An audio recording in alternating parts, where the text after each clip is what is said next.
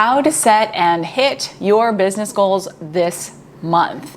I'm going to share with you the exact goal setting process I've used since the beginning of my business. It's the same thing that helped me break 6 figures in 4 months in my first online business before I ever left my job. And it's the same process that I used to grow my current business to $1.1 million in sales in its first 11 months and then go on to continue to grow it every year over the past about 5 years. It's also the same process I've used at this point to help thousands of students build their own online businesses and go from employee to entrepreneur.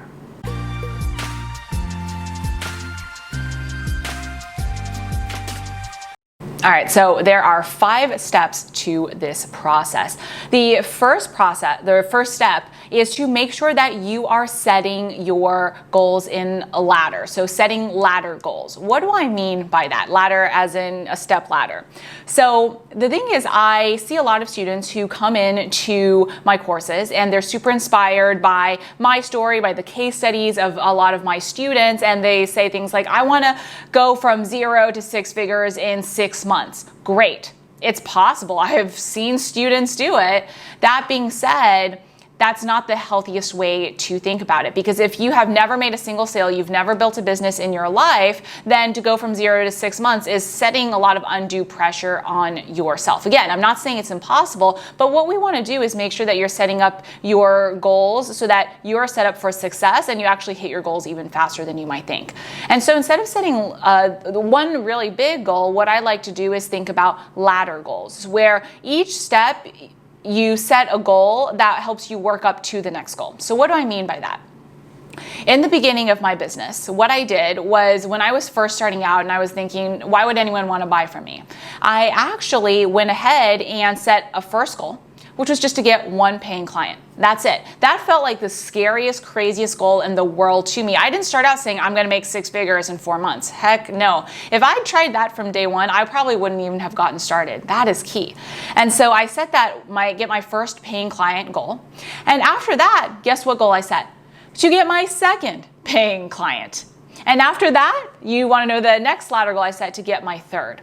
Now, this is where things start picking up. After I got my first 3, then I was thinking, okay, this isn't a fluke. Well, maybe it's a little bit of a fluke, but 3 clients isn't bad, right? That's telling me there's some sort of pattern here. And so then what I did was I said, okay, my next goal is to get my next 3 clients.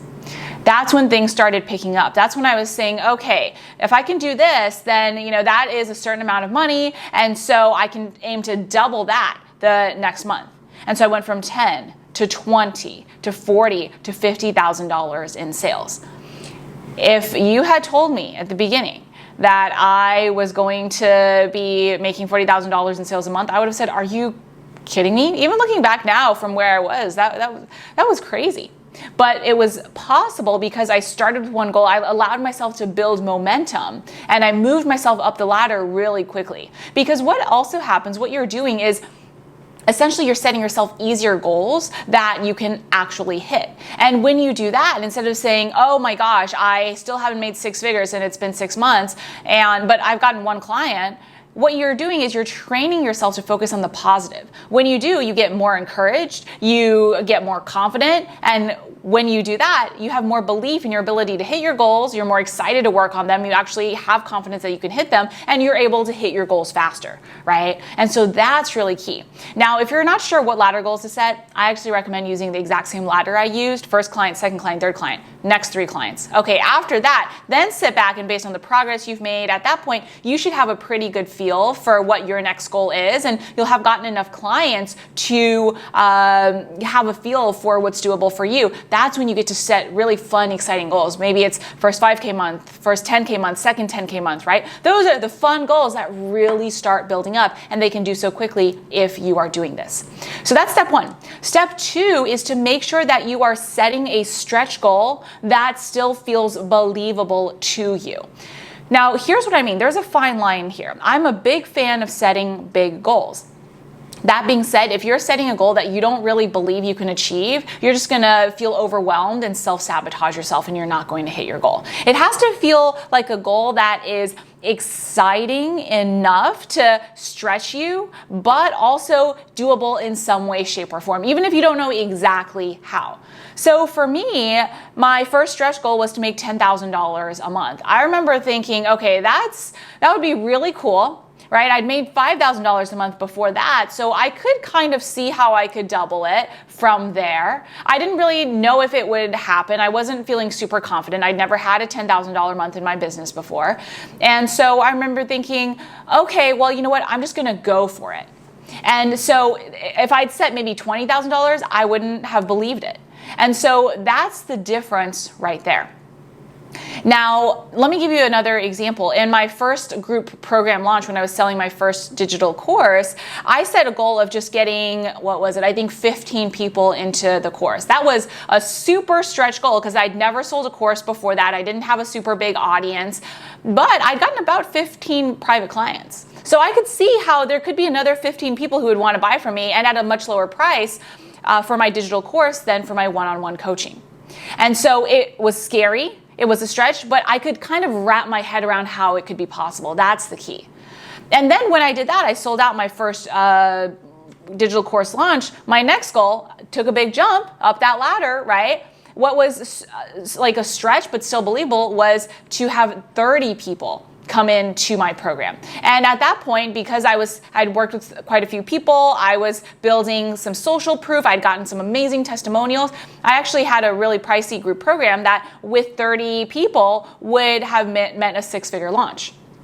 And so I didn't think, okay, I'm going to make six figures in one launch. That would have felt really scary. But could I get my head around 30 people will want to buy from me? Yes. So this is actually a side note, right, for this tip where if you have a goal and it feels kind of scary, think about different ways that you can think about that goal. So instead of thinking, I'm going to have a six-figure launch, I thought, I'm going to go ahead and bring 6 or 30 people into my amazing group program. That I know I can do because I've already had over 30 clients total. Well over at that point. So do you see how that's another reframe that, again, allows you another way to set stretch goals that you can believe? If you don't believe it, you're not going to hit it. It has to excite you. Sure, it can feel scary. Sure, you might not know exactly how you're going to hit it, but it has to be in some way, shape, or form somewhat believable for you. So that's step number 2. Step number 3 is to set a time frame that feels, again, like a stretch, but believable for you. If I'd started out and I'd set a goal of, I'm going to make $1 million overnight, or even if I'd started out at the beginning and said, I'm going to try and make $1 million in my first year, I would have blown my mind. I would have just given up because I wouldn't have been able to conceive that. And so what I did was for each goal, I like to do by months. It just feels really clean to me. I'm really analytical. I'm an engineer by training. And so it's just like a perfect time frame, right? A month, just so clean.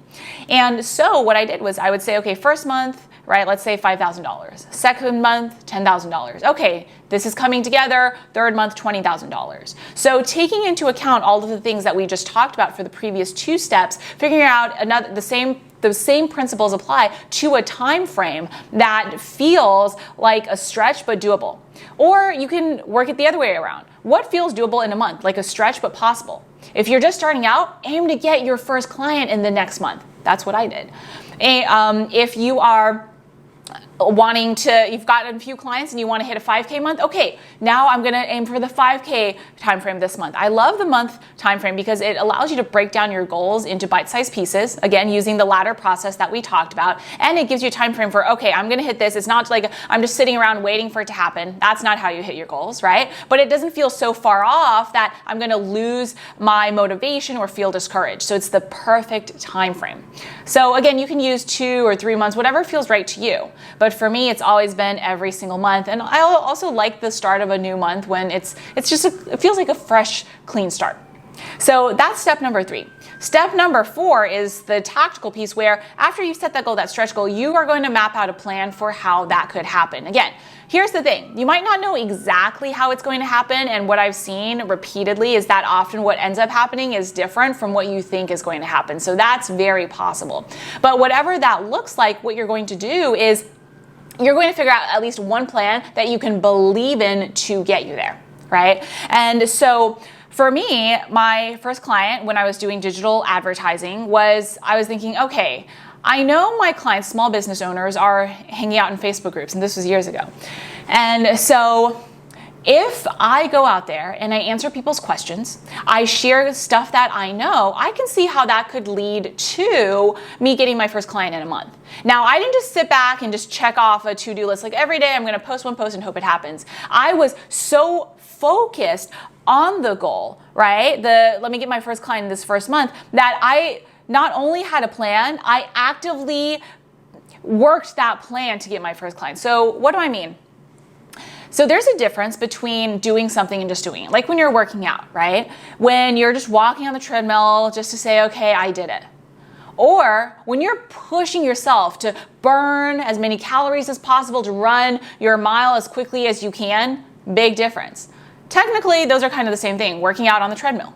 But do you see how one sets you up for way more success? Same thing in your business. So I could have just checked off my to-do list and said, okay, every day I'm going to show up in this group, I'm going to answer one question, then I'm going to leave. Or I could have done what I did do, which was I did that, and then I really was thinking, how can I show up better? How can I create the best content? How can I provide the best value? How can I connect with people the best and better connect with people who are wanting to hire someone to help them with their ads right now?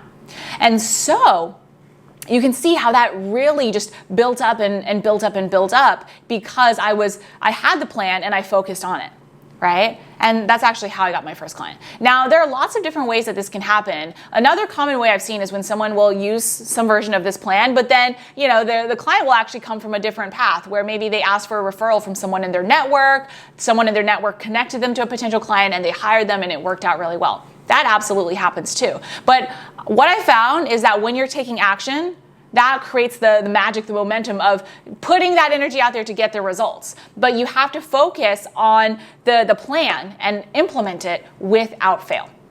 Which actually leads me to step 5. And step 5 to hit that goal is the ruthless action. Now, here's the thing. Everything that we've talked about in the previous 4 steps builds up to this final step because you set a time frame, you set a goal that's believable. It's not too long, it's not too big that you're going to get discouraged. And that's really important because a very common reason that I see people not hitting their goals is because they give up too soon.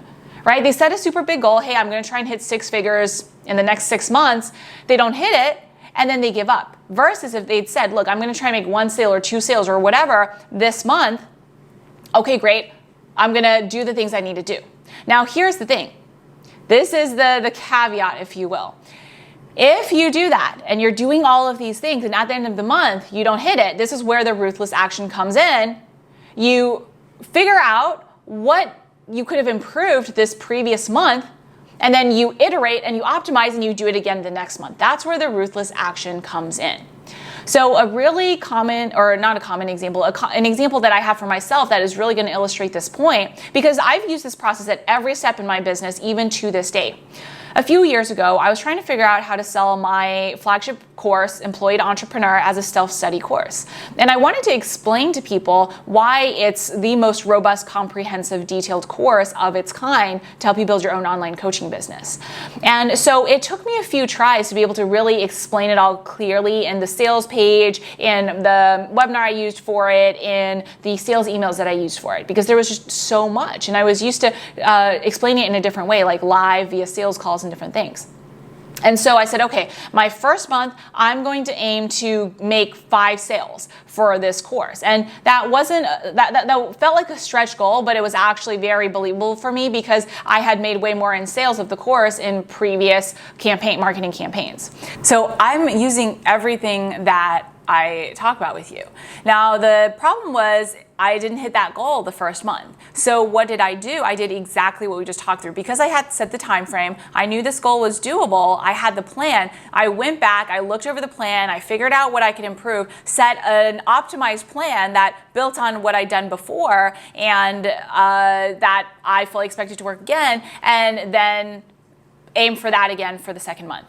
It actually took me 6 months to hit it, which was a lot longer than I thought. But because I had set the time frame, I knew the goal was doable. I didn't give up, or, I mean, it was discouraging, right? But I didn't give up or to say this is not possible because of the things that we talked about. I iterated on it so that I improved it each time, and each month moved a little bit closer to my goal. And that's really important for you to hear, because this process works. As I've said, this is the exact process that I used to build my first online business while I was working a job on the side to 6 figures, and have built my current business into 7 figures and have grown into multiple 7 figures since then. And this is the same process I've used to teach thousands of my students to successfully build their own online businesses. That being said, there are going to be times when you don't hit your goals every month. That's normal. That's part of life. That's part of building a business. And so I wanted to share this final detail with you so that you can see if that happens, that's normal, right? It's not like it's all sunshine and roses all the time for everyone else and you're the only person who can't do it. You just use the plan, everything that we've talked about, you work it, and then you go again, and you do it in a way that makes sure that you improve every single time, so you're not stuck doing the same thing for years, which unfortunately does happen to a lot of new entrepreneurs, but it's not going to happen to you because of everything that we talked through. And so those are the 5 steps to set and hit your business goals this month and every month. Now, if you are interested or curious on how I was able to build a 6-figure business on the side before I left my 9-to-5, I've got that video for you as well. So I will link it either somewhere on the screen and or in the description below. So make sure you check that out. And I've got one other thing for you, which is a great free PDF on my 20-second script to get your first or next paying client. Again, I will link that somewhere on the screen and or in the description below. So if you want that, you can go ahead and get it. That's it for today. If you are new to this channel, make sure you hit subscribe to be notified every week when I release a brand new video on building your own online business. Thanks as always for being here, and I will see you next time.